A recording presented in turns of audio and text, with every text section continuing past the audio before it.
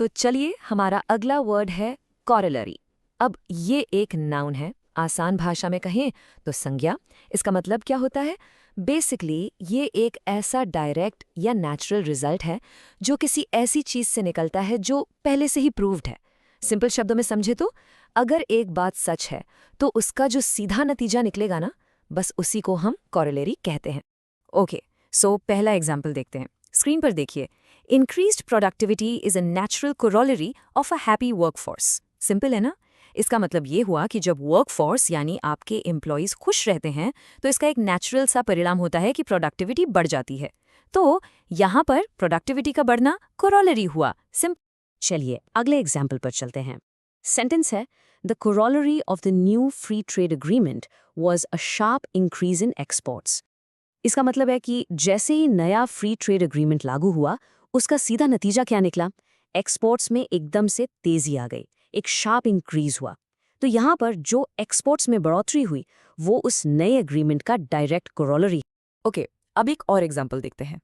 A decrease in the polar bear population is a direct corollary of melting sea ice.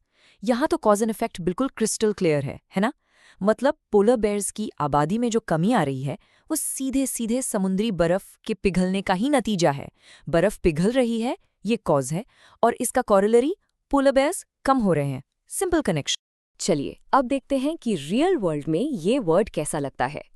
यहाँ take insights magazine का एक coat है, A loss of individual privacy is the inevitable corollary of a more connected digital world. इसका मतलब है कि हमारी personal privacy का खत्म होना एक ऐसी चीज है जिसे रोका नहीं जा सकता। ये एक इनेविटेबल यानी अनिवार्य परिणाम है इस डिजिटल दुनिया का जिसमें हम सब इतने कनेक्टेड हैं। बेसिकली हम जितना ज़्यादा डिजिटल होते जा रहे हैं, इसका एक नतीजा तो ये होना ही है कि हमारी प्राइवेसी कम होती जाएगी। ये इसका कॉरलरी है। तो अब जब आपको कोरोलरी का मतलब समझ आ गया है, चलिए इसके कुछ सिनोनिम्स यानी इससे मिलते जुलते शब्दों को देखते हैं। सिनोनिम्स होते हैं समानार्थी शब्द। तो आप कोरोलरी की जगह इन वर्ड्स को भी यूज कर सकते हैं। रिजल्ट, कॉन्सिक्वेंस, इफेक्ट, आउटकम और अपशॉट। इन सब का मतलब मोरलेस परिणाम या नतीजा ही होता है। ओके, सिनोनिम्स तो हो गए।